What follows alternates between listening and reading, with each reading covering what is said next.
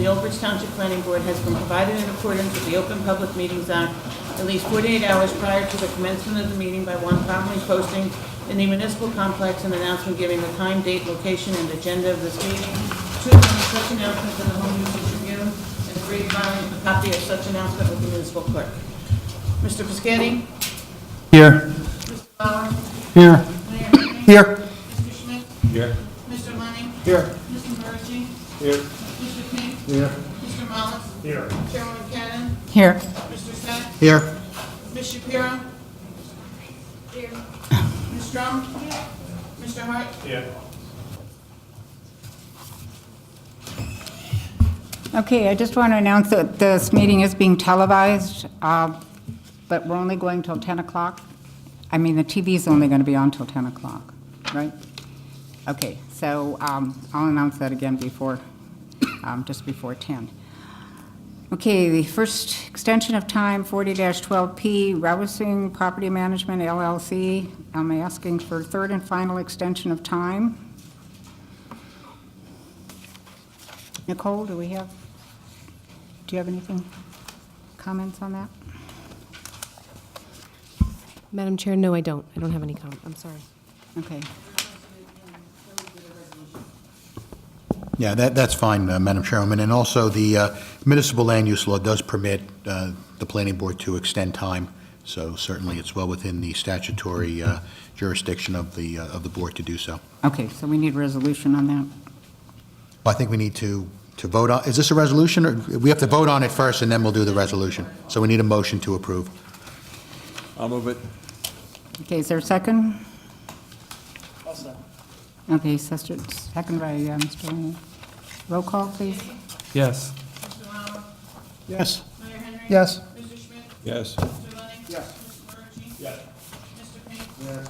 Mr. Mollis? Yes. Chairwoman Cannon? Yes. Okay, we have the minutes for January 9th, 2018. Do I have a motion? I'll move it. Okay, moved by Mr. Lauer, second. I'll second. Second by Mr. Schmidt. Roll call, please. Yes. Lauer? Yes. Mayor Henry? Yes. Mr. Schmidt? Yes. Mr. Lenning? Yes. Can we do all these at one time? Yeah. Mr. Mollis? Yes.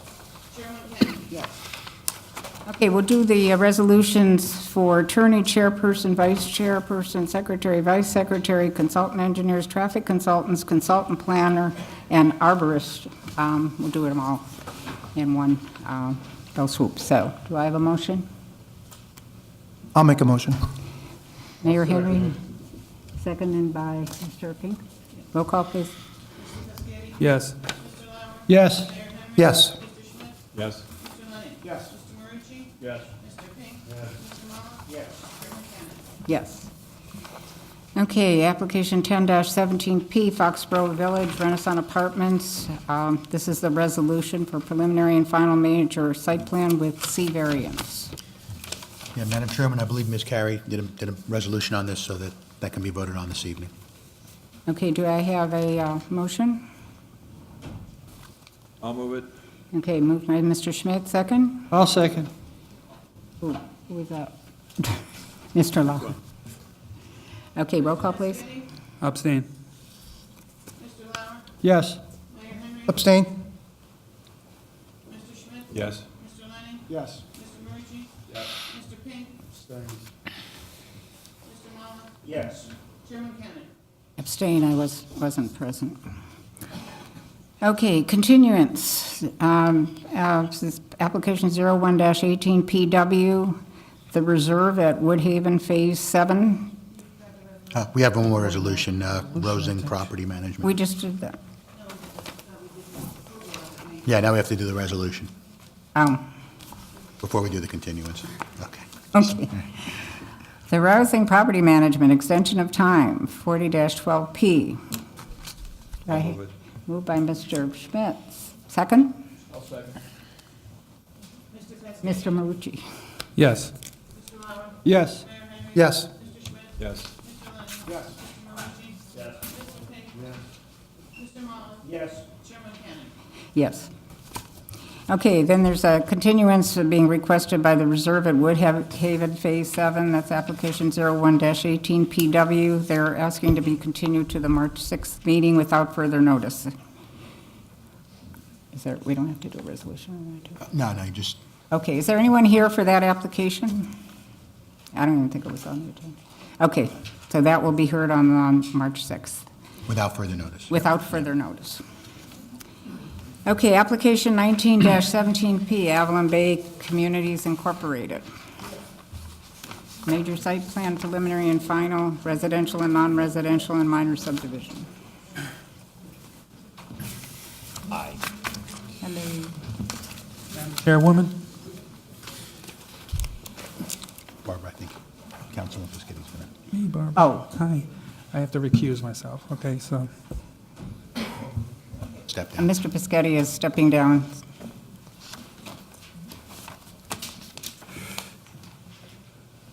Yes. Thank you. Ms. Chairwoman, members of the board, once again, for the record, my name is Robert Kasuba. I'm an attorney at Biscayne Hoff. I'm here tonight representing the applicant, Avalon Bay Communities. Just to briefly recap where we are with this application, at the last hearing, there was a request for some additional information by the board's consultants, specifically a speed study, some additional information regarding traffic. So we did provide that additional information, and we do have our traffic engineer here tonight, Mr. Maurice Rashad, to go over what should be a brief summary of that additional information that was submitted to the board and also to the board's consultants. There was also one other issue that was brought up at the last meeting, the issue of a fence with the neighboring property, the homeowners association. We have had discussions with the attorney for the homeowners association. It's my understanding there's an agreement to have a fence that would be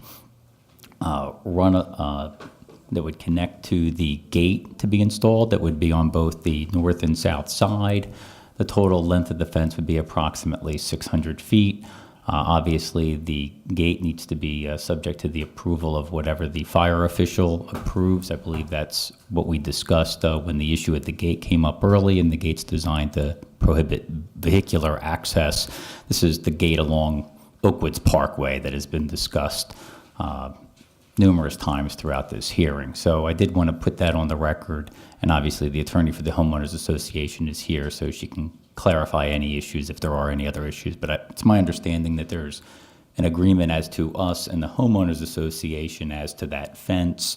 Obviously, it's subject to the board's approval, and obviously also subject to the fire official's approval regarding the mechanics of the gate, if you will. But I did want to put that on the record. And with that, I have nothing else further to lead off with other than to bring Mr. Rashad here to go over a presentation of the additional information that was submitted to the board and the board's consultants, specifically the speed study that was requested. So, Mr. Rashad, you're still under oath. Thank you. Good evening, everyone. I shouldn't take more than 5 minutes just to give you a recap of where we are and an update. As you heard, we conducted several iterations of the warrant analysis. This is an analysis that tells us whether or not a traffic signal is justified. And this was done for the driveway servicing this development and Ferry Road.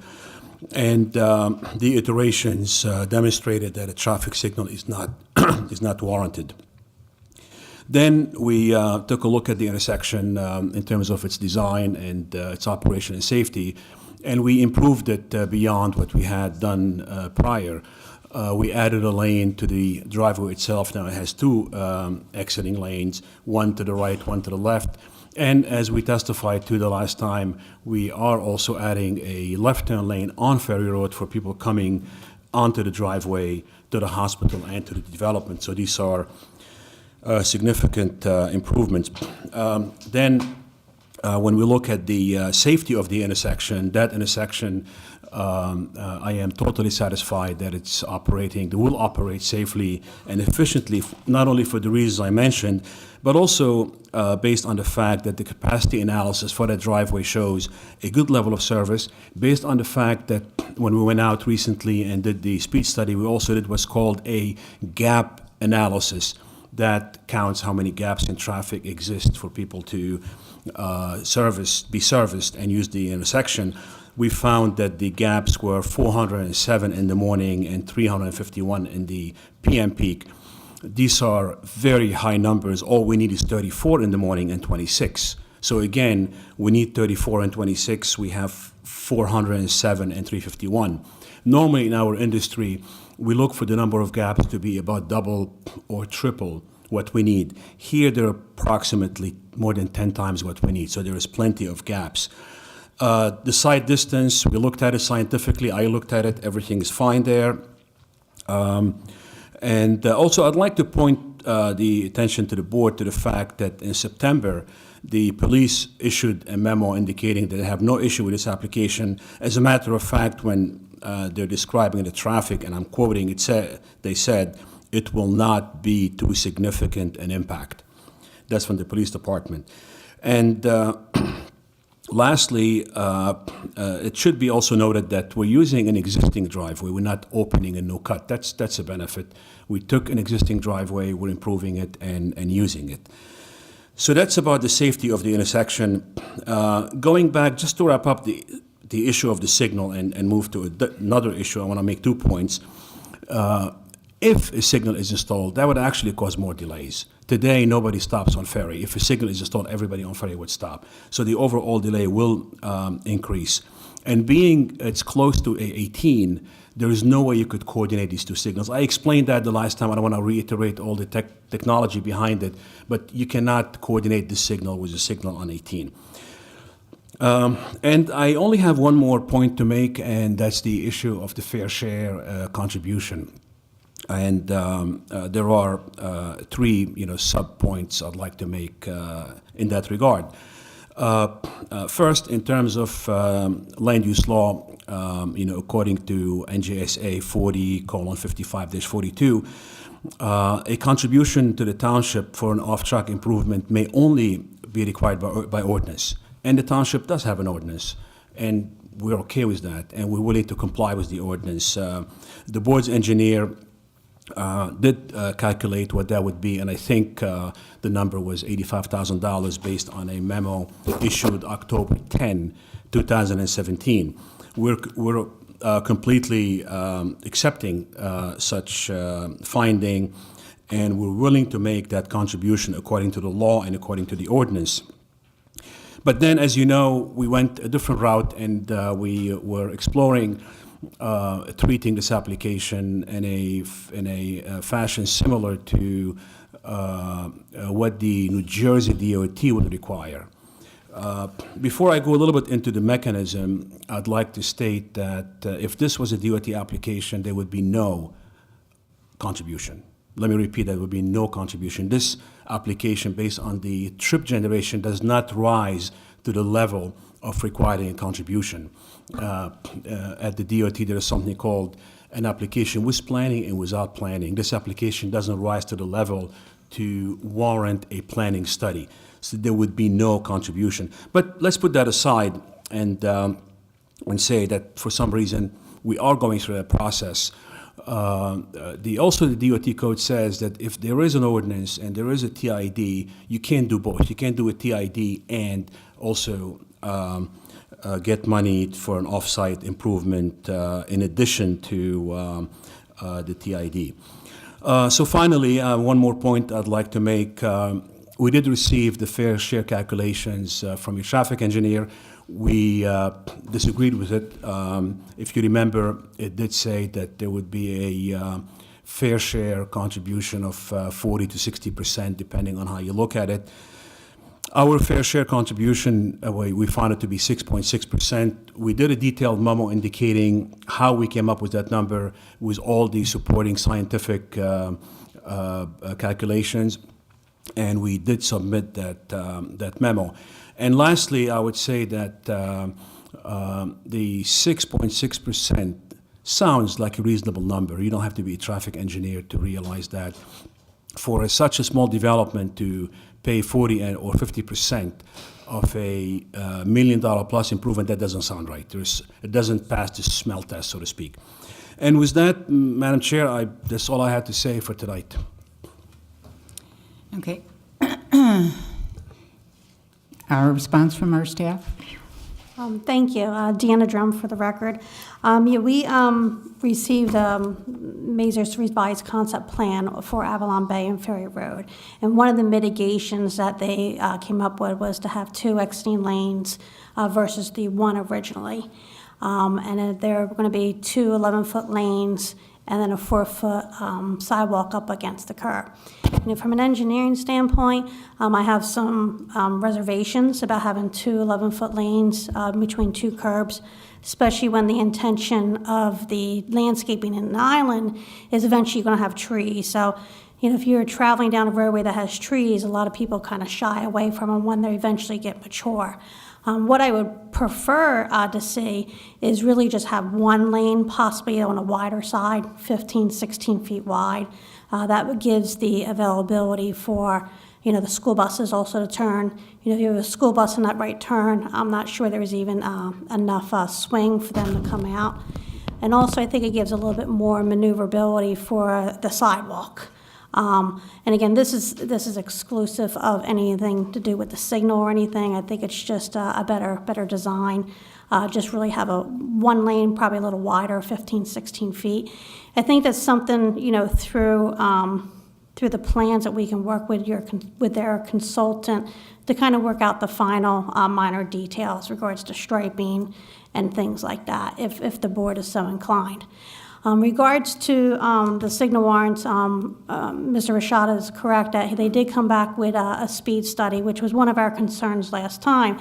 If you remember, my associate last time, while I was out of the country, was here. He, commented that, we're teetering on, volumes here because you have a 40-mile-an-hour roadway. And, when you have a 40-mile-an-hour roadway, some, the speeds could be slightly higher or slightly lower. And when the speed study did come out to be about 43, 44 miles an hour, which from a traffic signal warrant kind of kicks you into a different threshold, per se. We took a look at it independently, what the signal warrants are. There's 2 really key volume warrants that we look at, which is what they call 8-hour warrants and then 4-hour warrants. The 8-hour warrants, you have to meet 8 hours of a day to warrant a signal, and the 4 hours are you have to meet 4 hours of the day. And we utilize the information that Mazer gave us. And we found, because Ferry Road is only 1 lane in each direction, that when you apply those volumes, we do meet the 8-hour warrants and the 4-hour warrants.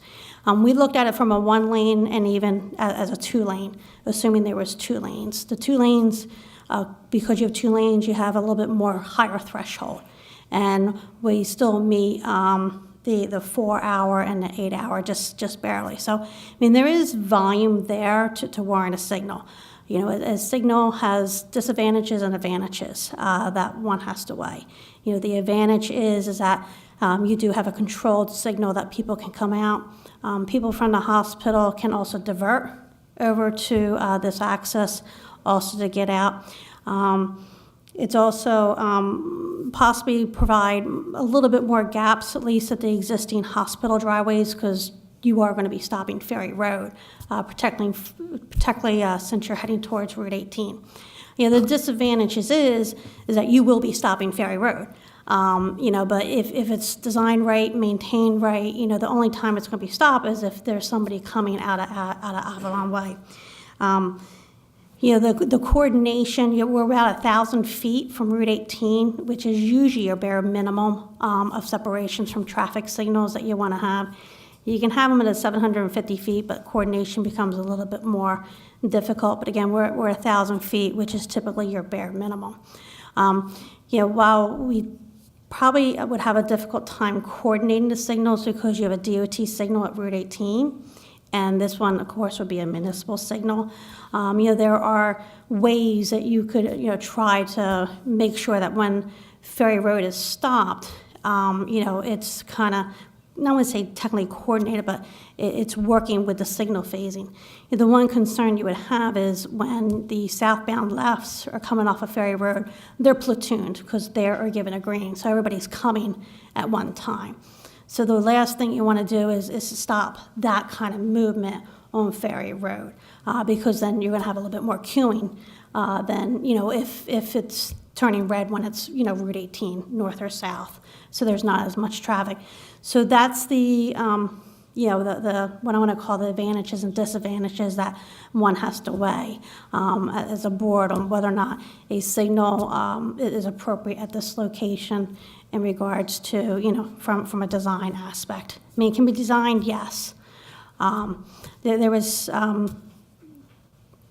that's kind of my monologue regarding the signal. But again, regardless of the signal, I do believe the Avalon Way, the 2 lanes 11 feet wide are really tight, especially for that long distance. And I would prefer to have it as a 1-lane egress, 15, 16 feet wide. Okay. Does anyone from the board have any questions? Or Nicole, I'm sorry, did you want to? No, I don't want to rehash anything. I know that there's been lengthy discussions starting from the first meeting on what the fair share contribution or any participation in any of their impacts to the signalized intersection of Ferry Road and Route 18. I'm not going to repeat myself. It's on the record. Early on, I did do that calculation for what's in our ordinance for for pro rata as far as transportation is concerned. Of that $85,000. And early on, when I had met with the developer, the applicant in this case, I had said, it would be the greater of the two. If you're providing impacts at that intersection, I would hope that you would contribute towards that intersection for what you're doing at that intersection. So I just want to get that on the record.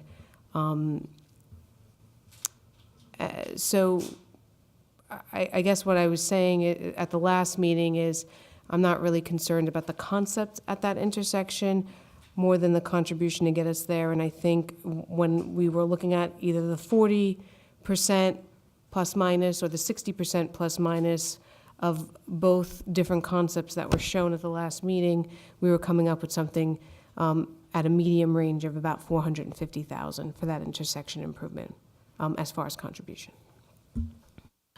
And if I also can comment, Chair, if you don't mind, I just want to put on the record, the few meetings we've had, I just want to put on the record that in our October 10th, 2017, we did have some site plan comments, and we did receive a response letter from Mazer dated November 22nd, but I just want to put on the record that they're going to comply with those site plan comments, because I don't think that was ever put on the record. Okay. Yes, that's correct. Okay, anyone from the board have any questions or comments? Mayor? Yeah, I'd just like to make a comment on the driveway design. I think it's taken a step backwards with the narrow travel lanes and the sidewalk being right up against the curb along those narrow travel lanes. We have a lot of problems with that in the wintertime. The snow is deposited directly onto the sidewalk, making the sidewalks unusable. And if we plow them, it's just a continuous process that forces people to walk out into the street. So I would concur with that. We understand that, The 2 single Mr. Mayor. lanes, wider sidewalks away from the curb line that are much safer. And I think we have an opportunity to revise the geometry, and we don't mind working with your engineers to, even though the 11-foot roadway is RSIS compliant, and that's why we did it that way, and we thought it would be actually a benefit, because when you do narrow lanes, it's not actually very narrow, but it's a standard, the standard width for a highway is 12 feet. In urban areas, it's not unusual at all to find 11, even 10 feet.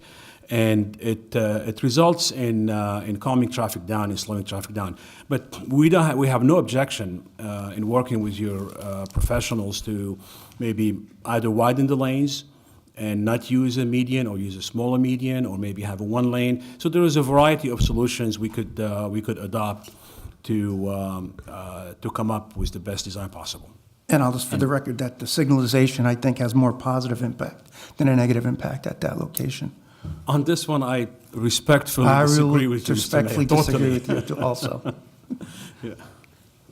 If I may, just for the record, just let me ask a question. This is the municipal ordinance, and I'm referring to land development.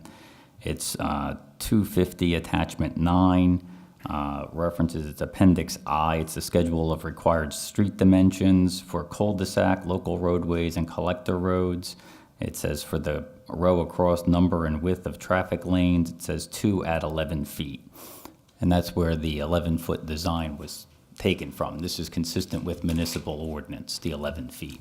So I wanted to place that on the record. And if I'm I not could a- also, Mr. Kasuba, I'm not a traffic engineer, but I've reviewed those plans as well and spoken to our staff, and that may be what the ordinance states, but I know that there's a concern about that median, and there's a concern about the proximity of the sidewalk. So, I mean, Mr. Rashid, if you're telling me you're willing to work with our staff, I think you heard what their recommendation is as to what has to happen at that particular intersection. So, listen, I think we're going to disagree with just about everything that you've discussed this evening, and that's fine. You know, that's not and this true. is, by the way, this is the third or fourth meeting where we've Yeah. agreed to disagree. So we're not going to beat a dead horse on this issue. You know, that's the township's perspective. That's the traffic safety perspective that our professionals have recommended.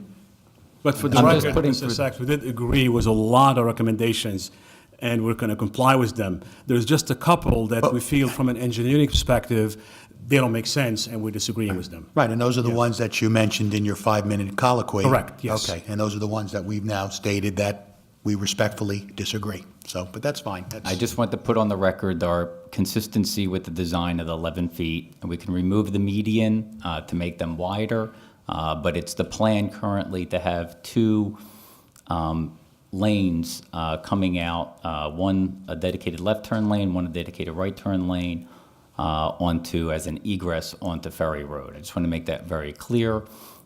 We can talk with the municipal consultants about changing that, about widening them, perhaps taking away from the median in certain locations or eliminating the median altogether. But I just want to place on the record so the board understands that we do comply with the municipal ordinance.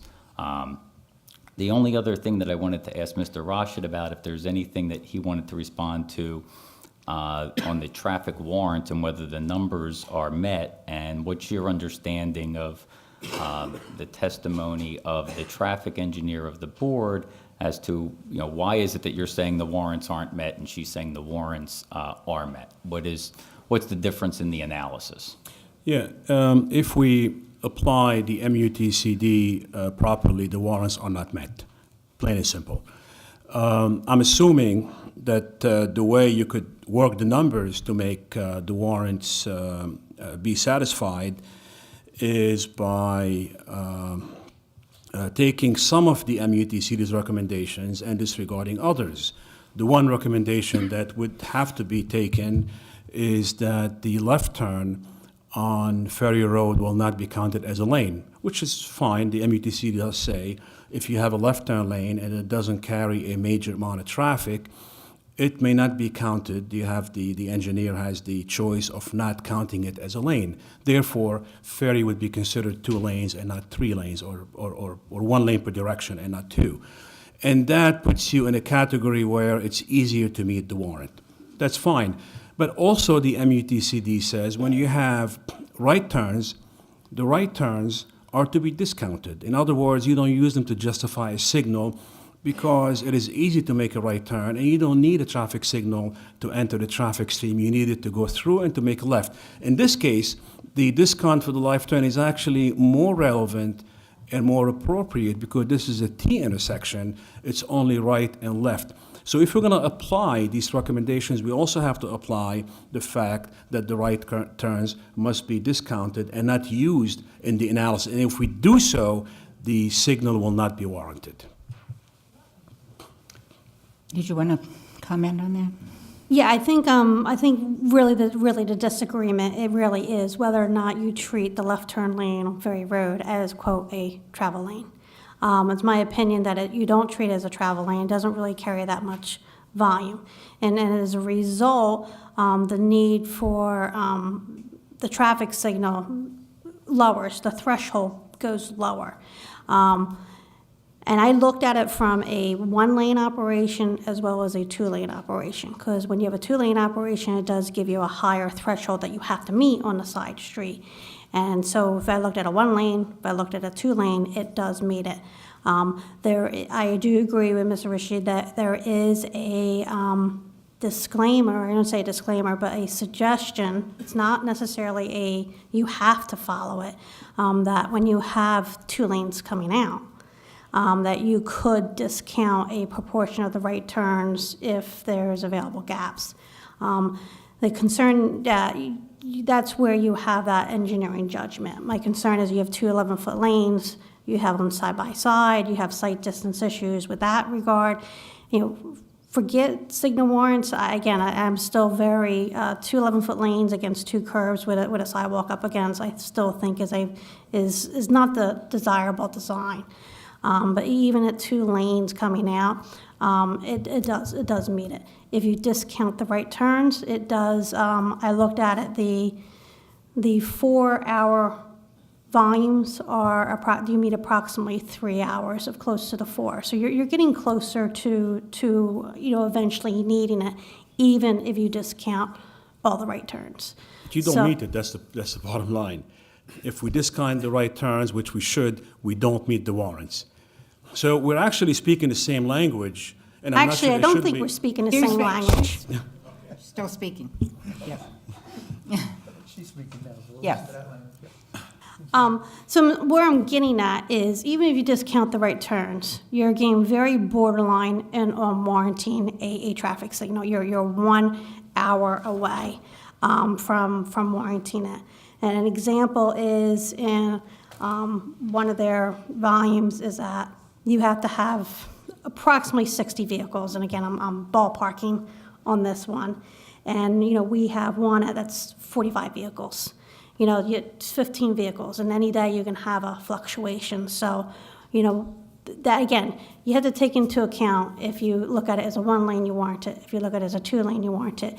If you look at a two lane discounting the right turns, it's true that you technically don't meet the intent per se, the hardcore volumes, but you're getting closer and closer as possibly people they may come over from the hospital and use this driveway. So if you just want to look at one, that's your answer. But I mean, you're taking a look at a few different ways that we can look at this. Okay, thank you. Anyone else from the Madam Chair, board? I have just Yeah. one more question I need to ask. On the drawing shown here, I believe there's a new driveway going to be on Ferry Road, on the south side of Ferry Road for the construction that's taking place on the corner. Has there been any, was that going to play an impact? The Dunkin' Donuts. And it's going to be opposite, I believe, One Hospital Plaza? There's going to be an exit and entrance for that new construction? Yes. And why isn't that shown on here? And They did provide us with an updated plan. This PDF or this image right here is not representative of that, but we do have an updated plan that was submitted that does show the commercial property across the street. Dawn, do you have that? Oh, I'd just like to know the impact of that signal, proposed signal, on that driveway, people trying to make a left out of that driveway. I mean, in regards to the Bentley Realty, which is the Dunkin' Donuts? Yes. Yeah, that driveway is actually at the next hospital driveway. It's actually not opposite this driveway. But it would impact Ferry Road? yes. It is opposite that hospital Hospital One, the next one plaza up. driveway. Right, the So next the middle one. one, yes. But still, there's going to be turning actions taking place On Ferry Road. onto Ferry Road. Correct. Okay. And that's, I believe it's a 24-hour operation? No, I mean, Dunkin' Donuts could be 24-hour. So I think I'm a little concerned about that also.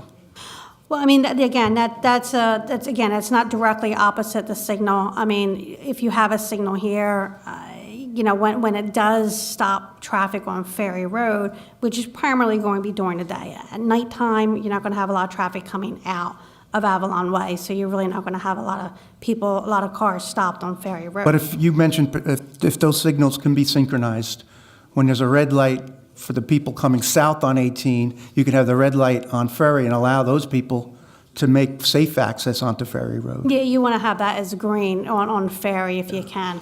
But yeah, I mean. It's a potential to make a lot safer in and out of this hospital, which is going to get busier and busier as the years go by. Right. Traffic signals do create gaps, upstream and downstream. Upstream because and downstream. Right, because you're stopping traffic on Ferry Road when you're letting people out of Avalon Way. Okay, so I'm just making a case, or I don't know if it's an argument, about the need for a signal at that intersection. I apologize if I'm not going about it in the that's all right right. way.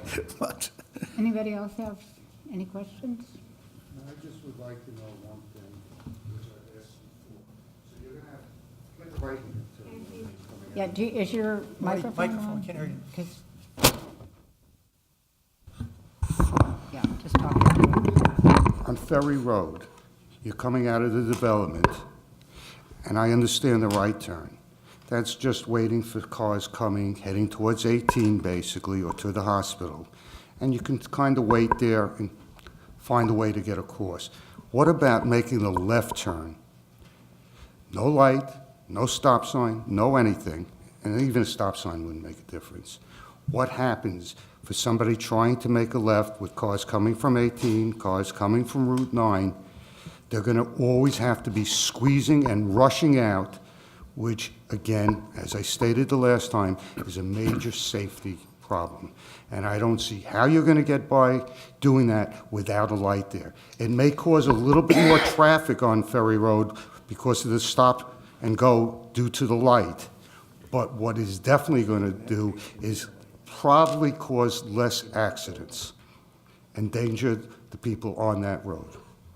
Are you asking me a question, or you just giving an Make a opinion? statement. If Make- you have okay. an answer for me, that's fine, but Yeah, if you'd like an answer, my answer would be that this would operate like any unsignalized intersection. There are millions of them around the nation, and not every intersection is signalized. To address your concern and to ensure that that intersection works, we do several things, and I mentioned two of them today. One of them is we do a capacity analysis. The capacity analysis showed that there's no issue of vehicles leaving that intersection and making a right or a left on Ferry Road. Then we went beyond that and we did an actual gap analysis where we went out and we measured the gap between every car and the next, and we compiled that information, and I testified to that earlier. We found that in the AM peak there were 407 gaps, in the PM peak there were 351 gaps. That's a lot of gaps. The exiting traffic is only making a left turn, for example, 34 and 26. So if you look at the math, there is really no issue at all at that one intersection. accident. One accident. Well, the signal may actually increase accident. It is known that traffic signals increase rear-end accidents. So now people on Ferry Road, they don't stop. Today, all of a sudden, they have to come to a full stop. It is known in our industry that traffic signals increase rear-end accidents. That's a fact. I disagree, but you're the expert. Any other comments or questions from the board?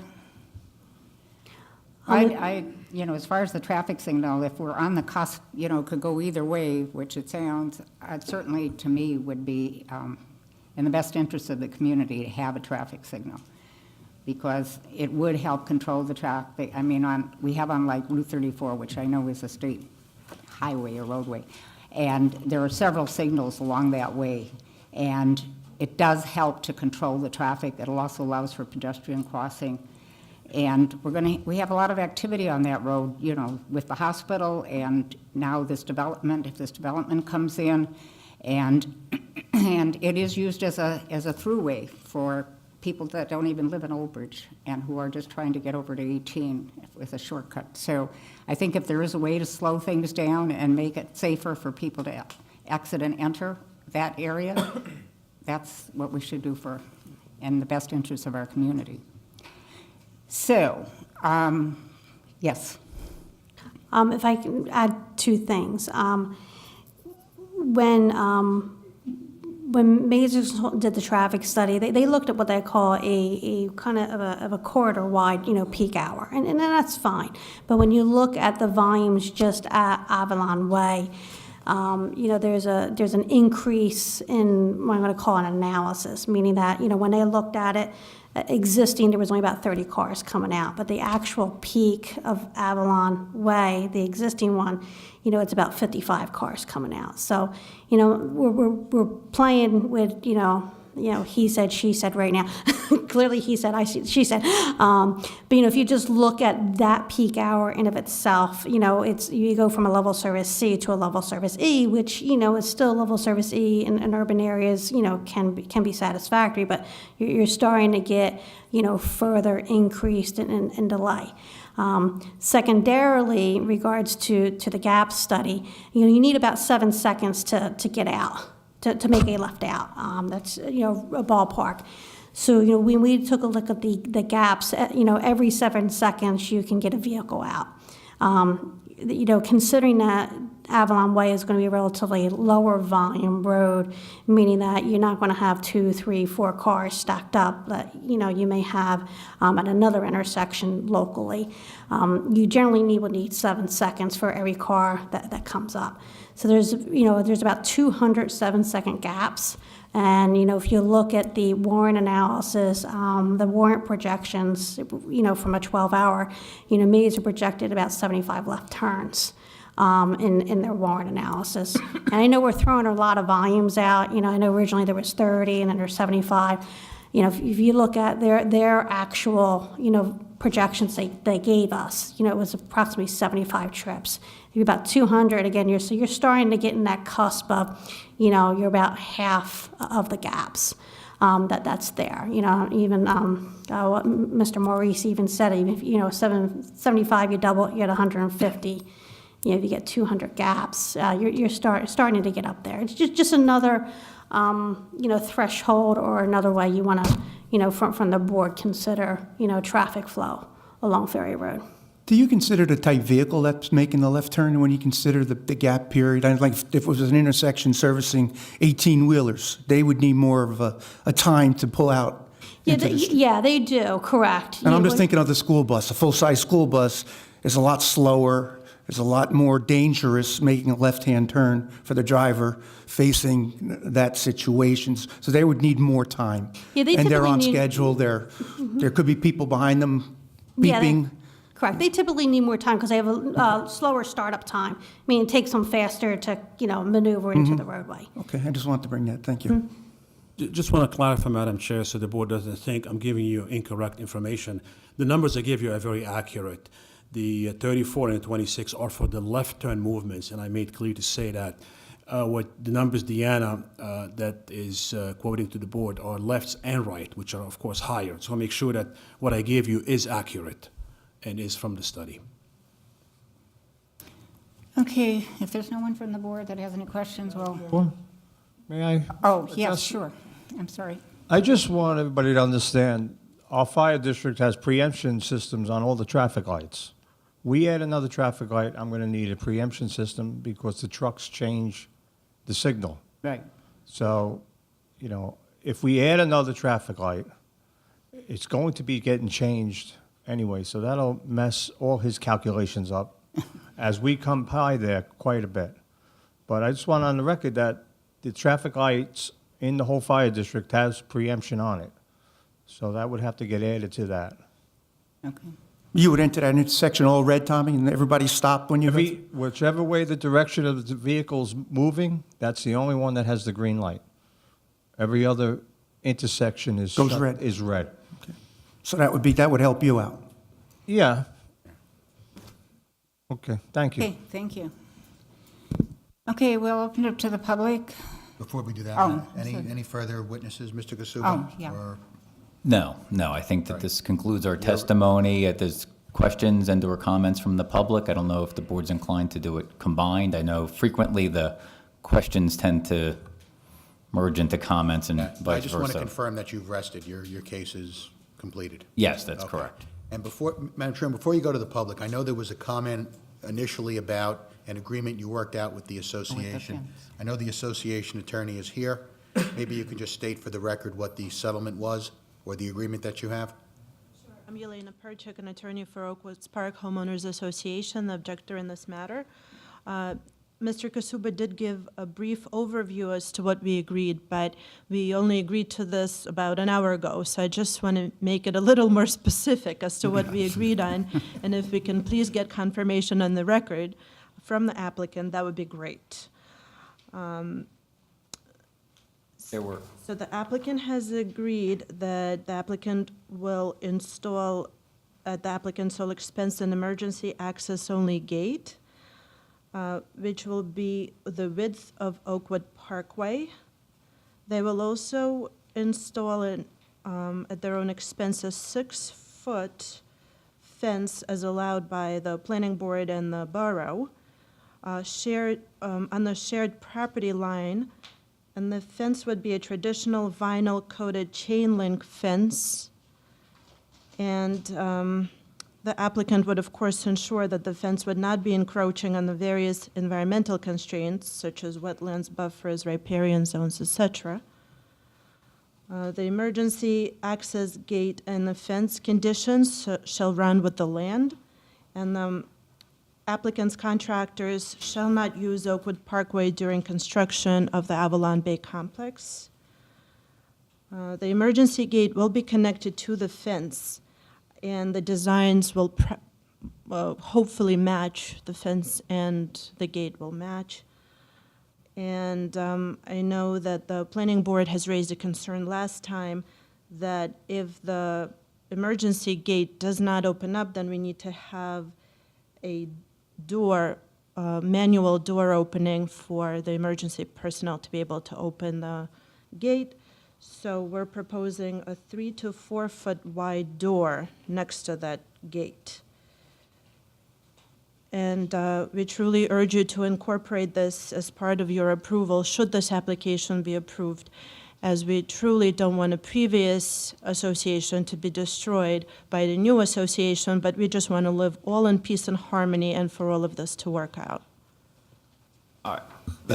if I may, do you have any objection? This was the email that Mr. Fishbone sent to you earlier today. Do you mind if we just, rather than go back and forth on the record? if Rather this not is- put that email on the record, because since that email, there were at least 5 or 6 other emails confirming all the negotiations. So why don't we do this then? Why don't somebody exchange a letter confirming what the terms of your agreement are? Copy, obviously, our staff and myself. And I think as well, I think the plans will need to be revised to indicate the location of this fence. Yes, we could and agree the to that detail. as, if we're Okay. fortunate enough to receive an approval as a condition of the approval. I think that just need to finalize some of the wordsmithing on this. That's fine. Okay. And just to clarify one question, on the height, the issue is the height of, she said 6 feet. I think there was testimony before, I forget whether it was 5 or 6 feet was permitted by ordinance. We would do the maximum permitted by ordinance. If it's 6 foot, Six. that's acceptable. Okay. Thank you. What is the length of the fence in each direction?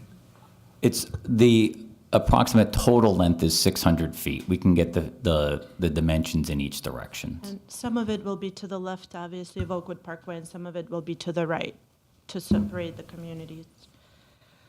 And then we would support the application in the rest of its respects, and if the board would allow, our expert would like to comment a little bit on the traffic signal on Ferry Road, just because it's so complicated, and maybe he thinks there is a resolution that he can propose for I'm that. not sure, I'm not sure that's really part of the equation. I think our engineer has stated what our concern is. I mean, he's certainly free to speak, but he obviously represents an objector in this application, or maybe now, not so much an objector since you've come here now and endorsed the plan.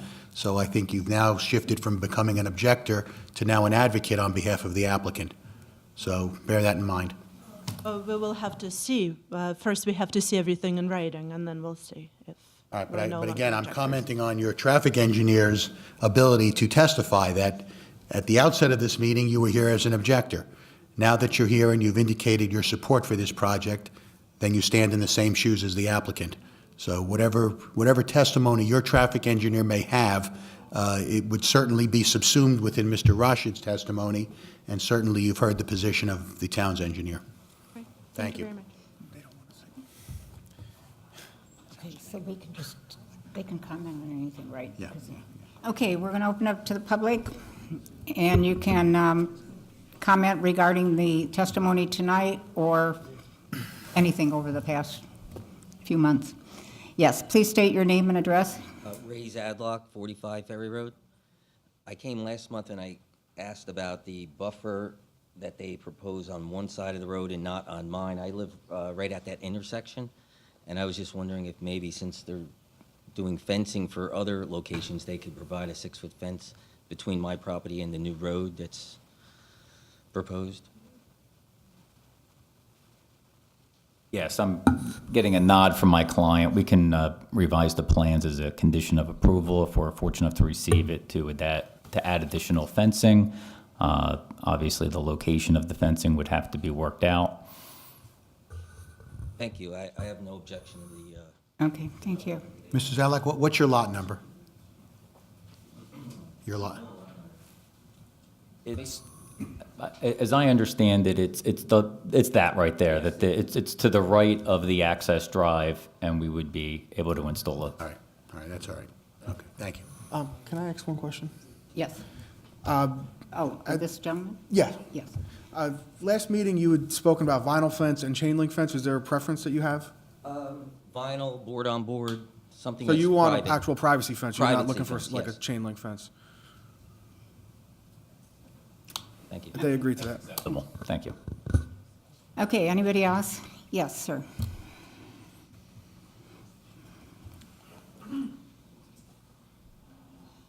Bill Spencer, 8 Beacon Place. From last meeting, I wasn't in favor of either of the developments, obviously, with the traffic that would be coming in at both ends of the street.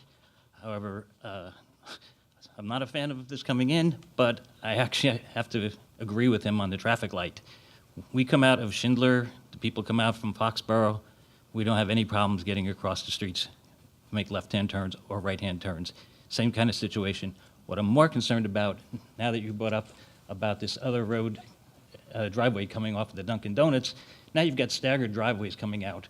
That's going to be more confusing with the traffic light there as well. We're talking about the safety, and you're saying now the hospital is going to be growing, which was something we weren't talking about at earlier meetings when we got involved. If that's truly the case, and minutes matter when people have strokes and heart attacks and things like that, why are we even putting it there? That's the question we need to look at. Why are we putting more traffic onto Ferry Road? We're new here, we're only here a year, but everybody that I've talked to said the traffic on that road has gone up dramatically year after year after year. You've got all that property across from Ferry Road on 18 South. There's 3 signs there trying to sell that property.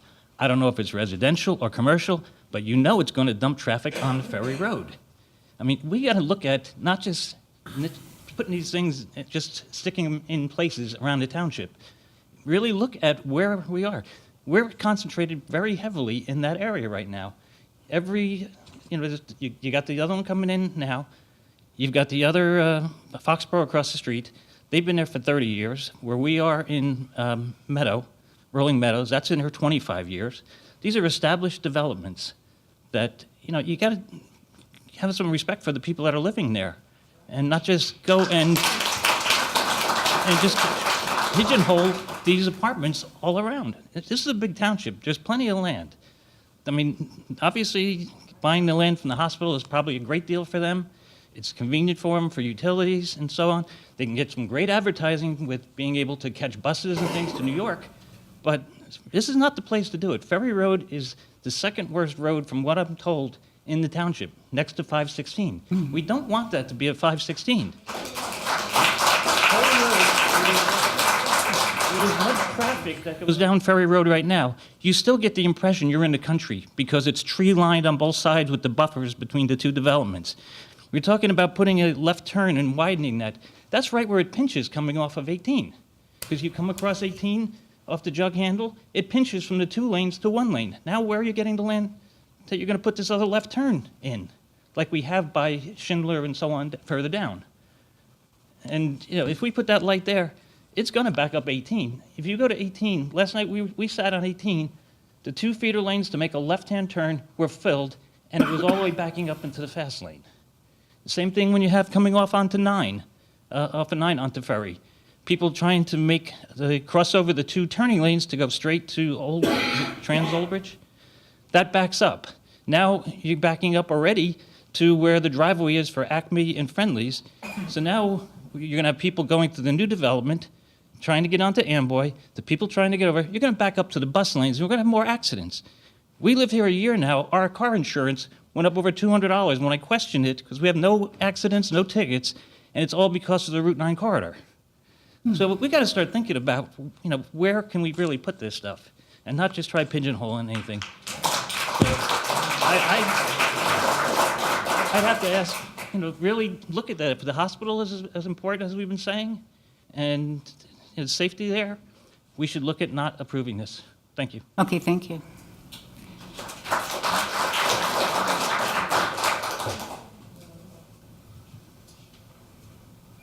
Mike Gallo, 16 Victorian Drive, Old Bridge. Been at several of these meetings, and it's great to see us hearing out all these issues. I'm a 31-year resident of Ferry Road, where I used to not have to stop to pull out and now wait 15 to 20 minutes some days with the traffic backed up. And I think that's really what the crux of this issue is. Ferry Road right now is busier than it's ever been, and I've been there for 31 years. We've got school buses now entering into proposed new community that won't be able to pull out. We have ambulances coming down the road with people in trauma situations, and we're talking about a traffic light with now trying to coordinate. And the most upsetting thing is the last time I was here, we talked about us doing the surveys, and we're working with the vendor surveys, which is upsetting because people here are making deals about fences. I think it's all about the traffic. I think it's all about using the board's power to find a better location for this community, because you're all going to have to look in the mirror when we start, taking kids away from school buses and ambulances not getting through. So please consider that. Thank you. Thank you.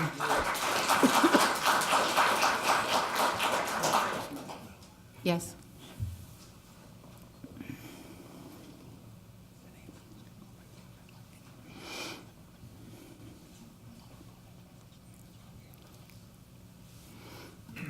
Hi,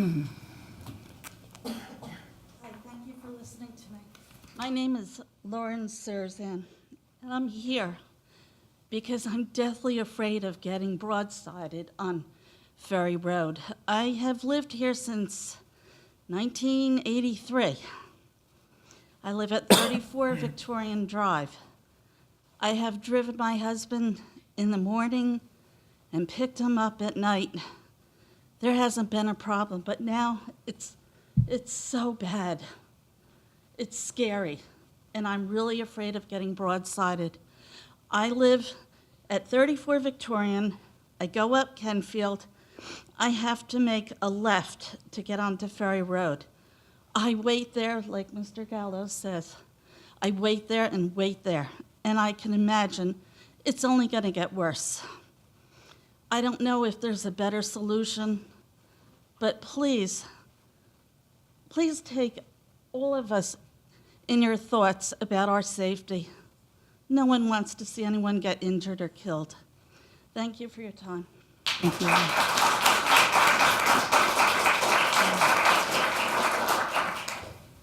Anyone else? Yes. Kate DeLuca, 52 Emerald Lane.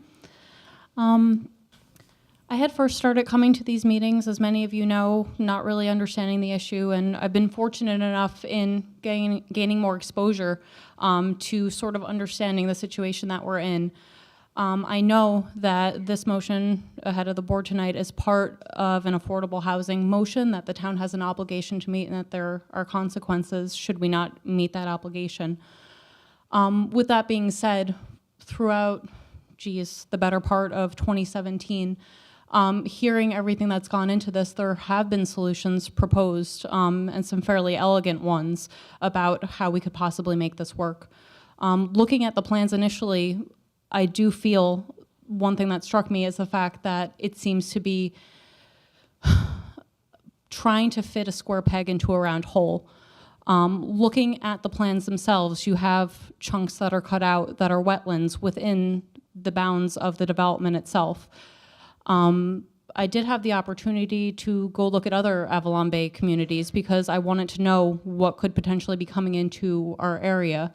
I had gone to West Long Branch and Tinton Falls and no longer an Avalon Bay holding in Freehold. My criteria being not spending my whole Saturday running all around New Jersey looking at these.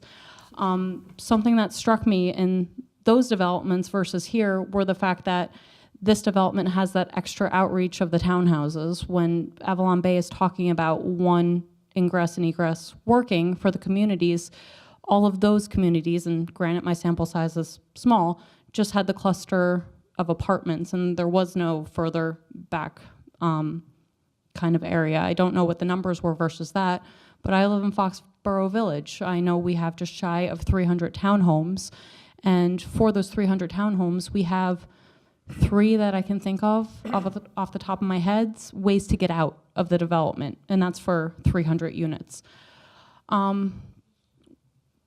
My tea kettle whistles because there's one way out, and I very much feel for the people of Oakland Park not wanting to have their way of life ruined. One of the solutions I had heard was having a way through there. I understand the objection to that.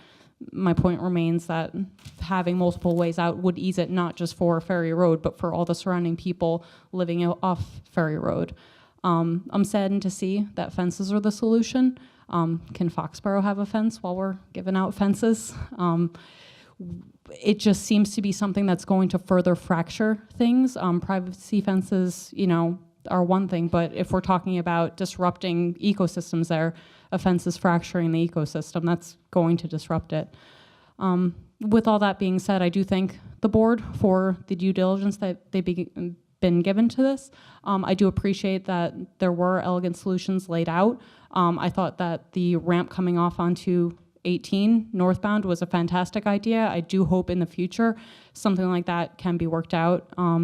And I do look forward to see where our town is going, and hopefully it could be a place that everybody wants to be. Thank you. Thank you. Anyone else? Yes. John Bombardier, 52 Carmel Court. I've also been to each meeting. I just want to state my concern for the traffic that this is going to have. I know Mayor Henry brought up about that Dunkin' Donuts. It hasn't been discussed as part of this process, but I think that has to be taken into consideration, the amount of traffic. One of the board members said at the last meeting, a coffee shop like a Dunkin' Donuts generates a lot of traffic all day and all night. And that just is something that can't be factored in because it's not built yet, but it's, it's going up, it's evident. As I said, 12 years, I've seen the traffic on 18. I go 18 south to work in the morning, and it backs up. I mean, each year I've seen it increase, and now it is backing up, past Walmart, and it's just bumper to bumper up to Ferry Road, and then beyond. The traffic on Ferry Road getting down, I mean, it does back up past that before you can even get to the entrance to Acme. It is backing up. I think this project is too important to approve without having every T crossed and I dotted, and I just hope that the planning board would take the time, not rush this, and make sure that everything that we discussed tonight, which are still serious concerns that I know I have and others have, are ironed out before any approvals are made. Thank you. Okay, thank you. Anyone else? Okay, seeing no other hands, I'll close the public portion. Okay. Thank you, Madam Chairman. I know there's a number of conditions that have been discussed during the several meetings we've had on this. If you like, Madam Chairwoman, I do have a list of what those conditions could be, or would be, if this application were acted favorably.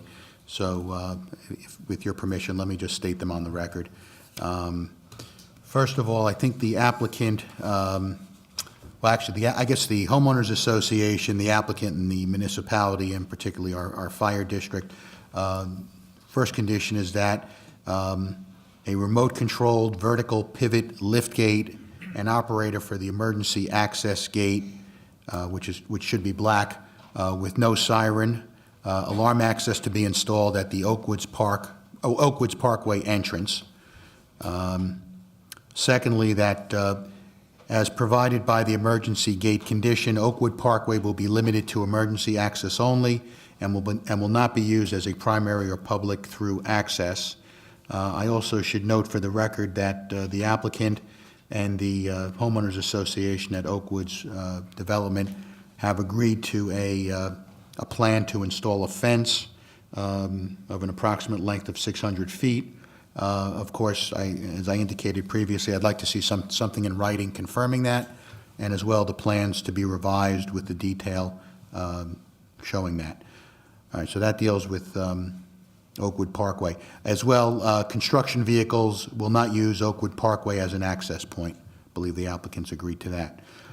All right, in terms of tree removal, the tree uses were resolved by way of a memo from the Tree Conservation Officer, Mr. Lavallo, dated November 30th, 2017, and my understanding is Avalon Bay will abide by the terms and conditions that are set forth in that memorandum.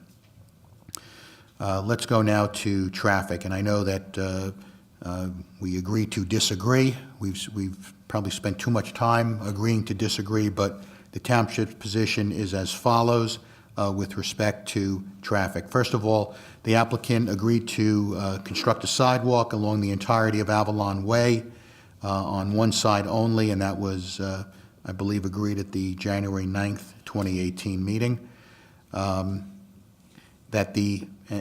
as we discussed this evening, Ferry Road improvements to include striping for the left lane, a concrete bus stop pad, and sidewalk with ADA-compliant curb ramps from Avalon Way to the center of the hospital driveway.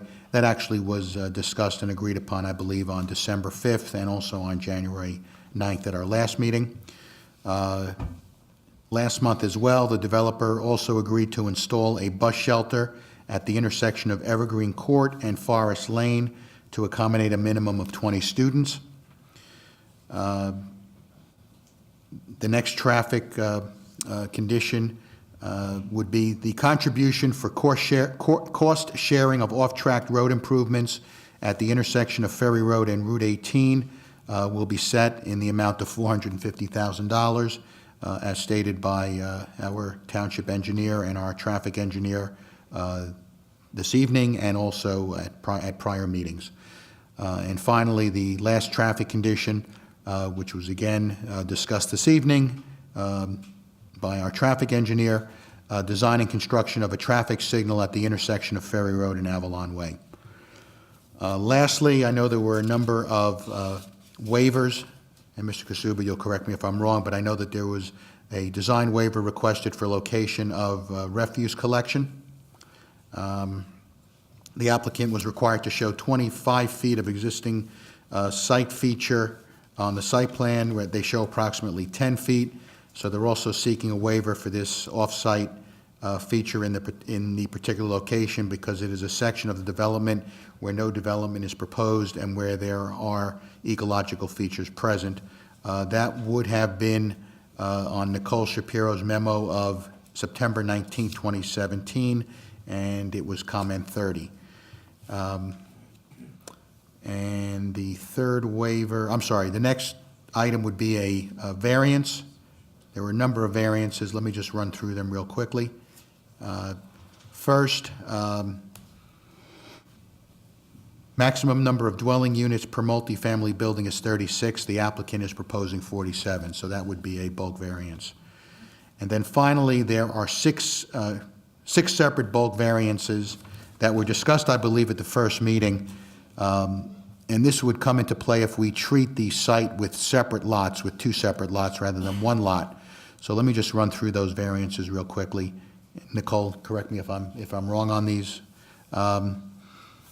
Section 250-37, 23 acres is required for minimum lot area, and 7.26 acres exists on lot 28.12. The second variance would be for minimum side yard setback, 100 feet required, and 93 feet exists on lot 28.12. Minimum rear yard setback, 100 feet is required, 16 feet exists on lot 2812. Maximum lot coverage, 60% is permitted, and there is an excess of 60% on lot 2812. That's an existing condition. Minimum landscape buffer, 50 feet from any property line is required, 0 feet exists on lot 2812. An additional pre-existing nonconformity would likewise exist on lot 2811. And finally, I believe there's a variance necessary for minimum landscape area ratio. So there's those 6 additional variances which are either pre-existing nonconformity and they arise as a result of the subdivision. So did I get that right, Nicole? Yes. Okay. Mr. Kasuba, any comment or concern about that? No, I think that's correct. Okay, all right. And I believe you've already agreed to comply with all the recommendations, the other recommendations contained in the traffic memorandum submitted by our traffic engineer. The other recommendations, meaning the site issues that were discussed, yes, that's correct. Obviously, the off-track contribution and the traffic light are the 2 issues that we're in disagreement on. All right. And I believe all of the technical recommendations that were in Ms. Shapiro's memo, some of which may have been addressed already, since I know you made some revisions, but anything of a technical nature, obviously, I think I heard at an earlier meeting, you'll comply with that. The only qualification with that is there were modifications made at one of the earlier hearings when Mr. Jeremy Lang walked through those memos, and I believe Ms. Shapiro was in agreement with that as it was modified. So I think we're in agreement with those conditions as modified based upon the record. All right. Okay. Okay, any comments or questions by the board, or? Yes, Mr. Payne. One of the things that I know. No, those are the conditions we can post. You have to have They don't have to agree with that. Can you use your microphone, please? I know when you're doing construction, you need to have construction vehicles coming in and out. And I've worked a couple of construction sites, so I know the amount of volume that is going to be coming in and out of there. How are you going to control that before anybody moves in? And a lot of times, a lot of the builders start letting people move in while construction is still going on. Now you're talking about big trucks coming in and out. And I believe somebody here did state that it takes longer for a school bus, a truck, such and such, to come out, and they might be making lefts. Forget the rights for now. That also has to be considered. You're not going to be sending them out someplace else, to my knowledge. You're going to be sending them out onto Ferry Road. Again, no light. What are you going to do? I apologize, but I did not study the construction activities on site. I mean, I can answer questions you have on the operation of the site, I understand. but I didn't do a study for the construction activities, so I cannot answer that question. But I could tell you from experience from other developments that normally I don't encounter an issue where during construction things don't work, even though there may be a lot of truck traffic. But this development is generating, as we said before, some 30 plus left-turning vehicles, a similar number making the right. Once it's built. I'm getting there. Construction. Let me explain. And they're coming in and out all day long. Exactly. So what I'm saying is you will normally not have a volume of trucks that is even close to 50 or 60 trips an hour. So the study we did and everything we did accounts for approximately somewhere between 50 and 60 trips an hour. The truck traffic, I mean, I'm going to estimate. I haven't studied that, but I would tell you per hour usually you may see 3, 4, 5 trucks? Absolutely not. Again, like I said, I didn't study it, that's my opinion. I didn't study it And- either. I observe Yeah. it when I work. I cannot give you a scientific answer on that. Okay?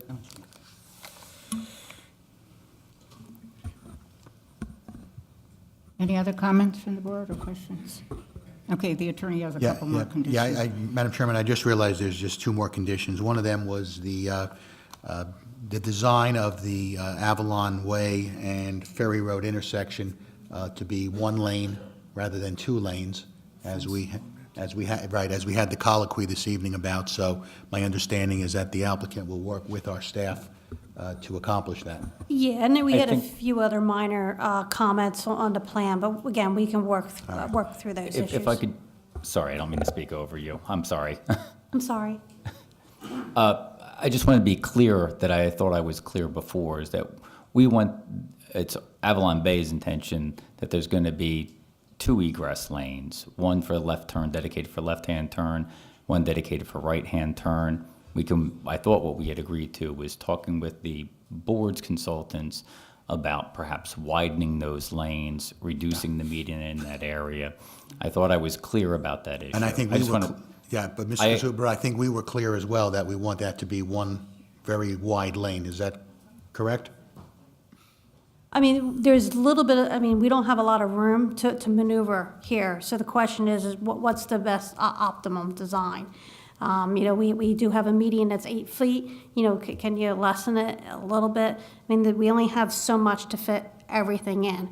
Conceptually, when I looked at it, I thought conceptually a 1 lane, 15, 16 feet wide gives you a little bit of room to offset the sidewalk, and you can get a 5-foot wide sidewalk. Again, conceptually, that's what I envisioned. All right, and that's your recommendation then? That's my recommendation. Okay, so that's the recommendation then to this board. So that would be a condition as well. And then finally, one of the members of the public requested the installation of a fence, I guess, along his property line, which was abutting the proposed access drive. So that would also be a further condition. I believe if the signal is still in play, then Fire Marshal Hart had suggested that a preemption be placed on that signal as well. Yeah, that's fine. Yeah, whatever Fire Marshal Hart's comments were, I think in his memorandum and as well whatever he stated for this evening. Okay. Okay, and you want to mention something about the COLA? Well, if you'd like, Madam Chairwoman, I know that some of the members of the public, have mentioned, affordable housing and why we're here and why this site is involved. Without discussing necessarily the terms of the settlement, suffice it to say that back in March of and Mr. Kasuba, correct me if the dates are wrong, but was it March of 2015 when the Supreme Court came down with its decision? Yes, that's Okay, correct. so March of 2015, the New Jersey Supreme Court took control, or the court system at least took control of the guidance of affordable housing in the state of New Jersey for the next several decades. In the past, it had been controlled by the Council on Affordable Housing. Municipalities were required to comply and submit approved plans to COA, and Old Bridge Township for the last 40 years has been compliant and been doing that. But in March of 2015, the Supreme Court took control of the situation and required now that all affordable housing plans would have to be approved by the court and would be subject to court control. And Old Bridge, like many other municipalities, filed an action in the Superior Court probably shortly thereafter. And over the course of the next year or so, year and a half, agreed to a settlement whereby a certain number of units had to be provided within the confines of the township of Old Bridge for affordable housing. This particular applicant filed a lawsuit to intervene to protect this particular site. Suffice it to say, if we did not have this litigation ongoing, I'm not sure we would have been here this evening because I don't know if this project would have been built. All right, but unfortunately, the terms of that settlement required this planning board to deal with this particular application and to ensure that the affordable housing mandates are met. So I know one of our speakers, one of our members of the public, was certainly cognizant of that, and some of you may have gotten some more of an education over the last number of hearings we've had as to this. But this particular project is a project that was part of the settlement imposed by the court, and that's why we're here this evening. Okay, thank you. Any more comment, or Mayor, did you want to say something? For the attorney. For the attorney, I'm sorry. We, as a board, are responsible for making a decision tonight. Should we approve with the conditions and the developer disagree with those conditions? Not. And I think in the past, the town has been taken to court, taken to task, that the conditions imposed by this board were overturned by a judge. It's taken out of our hands when it goes to court. So I'm not comfortable without the applicant agreeing to the conditions that we're imposing tonight. I want to hear from you that the signal is going to be there and the off-site contribution is going to be there. It's going to stay.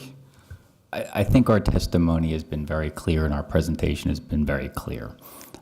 And we're not going to agree to the traffic signal. We're not going to agree to the increased amount for the off-track contribution. I've been very clear about that. So it appears we're going to be in court. I'll say this. Well, that's not necessarily true. I'll say this. I believe that this board is part of the Mount Laurel Doctrine, as it's known, the municipality's affordable housing obligations. The municipality has an obligation to facilitate this development and the approval of this development. This board also has an obligation to grant reasonable variances. This board also has an obligation not to impose undue cost-generative requirements on this development. And in our opinion, in our experts' opinion, that's what the board is asking us to do in this situation. The fee, to take the off-track contribution fee, under the municipality's ordinances is calculated to be $85,000, approximately. The precise number is set forth in Ms. Shapiro's report. And that's what's required by the municipality's ordinance, and that's what it's permitted to impose on this developer as any other developer that comes before this board. We're willing to comply with that. What we're not willing to do is do this alternative analysis that results in a number that's 5 times greater. Frankly, if we were to even agree to it, it would raise into question the validity of the approval under the Nunziato decision, but I'll put that aside for the moment. The issue of the traffic light, our engineer has been very clear that the warrants aren't met. And as I heard the testimony here tonight, I believe that the board's traffic engineer said that if you discount the right turn lanes, which is what we believe should be done under this circumstance, also the warrants aren't met. So under these circumstances, we can't agree to install a traffic light based upon our engineer saying it's not met. In my opinion, the board is obligated to grant this application. We're fully conforming as to density and to use, the bulk standards. There's one variance that's requested to increase the number of units in one building, but that's for other reasons, as was set forth in Mr. Lang's testimony, primarily, among others. And I don't believe that there was any issue, if you will, for lack of a better way of saying it, from the board's planner in reviewing that variance request or among the board members. The other variances relate to the subdivision issue of the approximately 5-acre parcel, which I believe that the board's planner was supportive of and probably shouldn't really be considered a variance anyway, just given the way that the ordinance was drafted. So we're sitting here with an application that in terms of use and in terms of density conforms to the ordinance. This is the location that the municipality, as a result of the lawsuit and the municipality's compliance with its affordable housing obligations, this is the site that was selected, among others, for where the affordable housing units were going to go. And we're complying with that. We're complying with the municipality's ordinances, except as noted in the earlier testimony.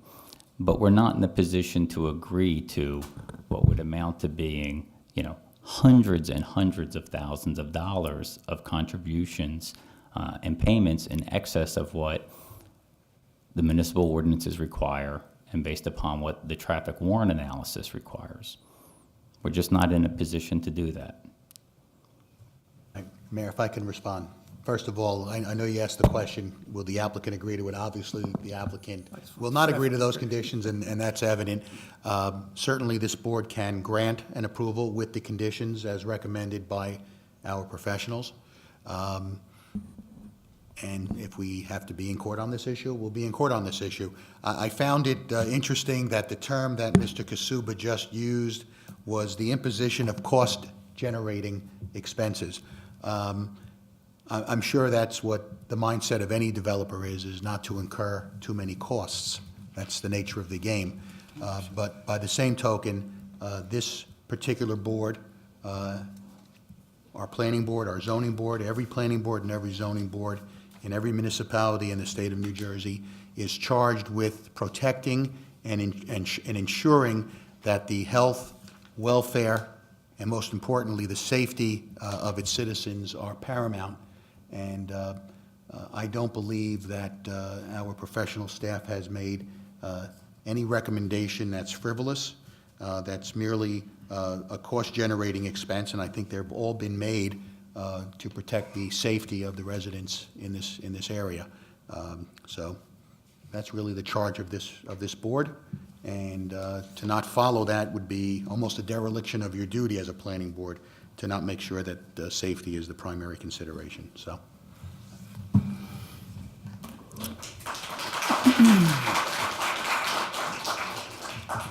Yes, and I thank you for giving that summary, because that is our primary responsibility, is to take care of our community and make sure that it is safe and that what we do makes sense for the people that live here now and the people that may be coming in the future.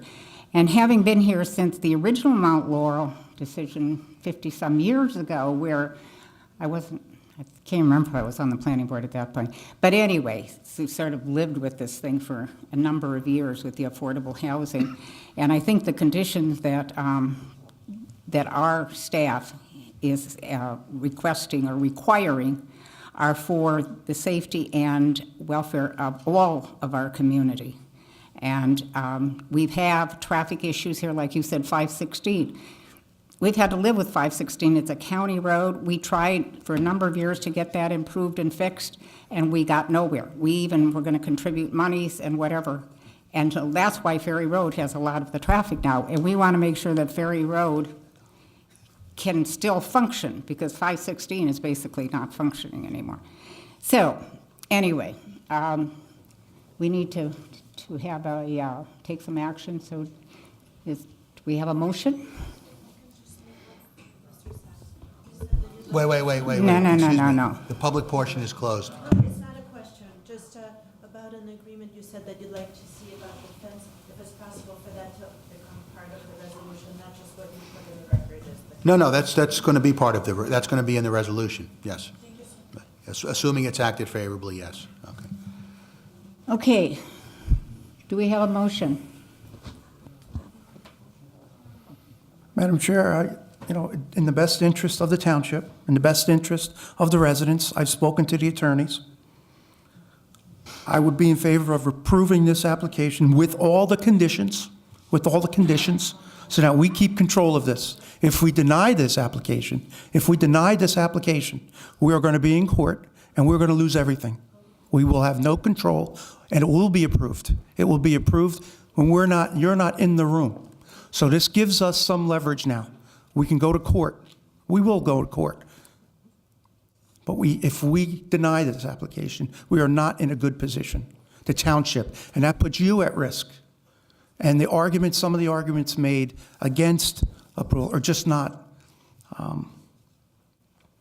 it's very difficult to go to court without having the professionals, without having facts. I mean, let's not get facts and reality get in the way. There are laws that govern the way projects are approved, the way people own property. No one in Old Bridge is going to be the last one in. At some point in time, the houses, the developments you live in were before a planning board or a zoning board. And the same arguments were made by the people that lived around you. I think this board has done, I'd just like to thank the board. I mean, this is not easy as residents of a town to sit in front of a room with residents, and you put us in charge of looking out for your interest. And I take it very seriously, especially when people talk from the audience out of disrespect for what's going on in this community. So it's not in a good situation to be in, but we're in it as a town. This board, from one end to the other, I want to thank you. I'm just one person. I've never called anyone on this board, try to influence them on any application. I wouldn't do that. My interest is the safety, the well-being of this community, the financial, to make sure that your property values maintain, they continue to rise. So if that's considered a motion, that we move this with the conditions, with the improvements on 18 and 9, Ferry Road rather, with the condition of a traffic signal being installed at Ferry and Avalon Way, with the fence, with the gate, no construction vehicles, abiding by our tree ordinance, a fence along the adjoining property owner. It gives us as a town the best chance to be successful here. So that'd be, Madam Chair, if that helps the Okay. board in any way. I'm just one vote, I'm one person. I'm looking out for the best interests of the community. All right, do we have a second? I'll second it as outlined by the attorney. Okay, seconded by Mr. Schmidt. Roll call, please. Yes, with all the conditions that the mayor mentioned. Mr. Lauer? Yes. As it was read. Mr. Lauer? Did the conditions include the traffic light? Yes. If that's the conditions, yes. Mayor Henry? Yes. Mr. Schmidt? Yes. Mr. Lunny. Yes, with the conditions outlined by the township. Mr. Marucci? Yes, as well with the conditions as noted. Mr. Pink? Yes, with the conditions being met. Chairwoman Cannon? I'm sorry, I really have to vote now on this.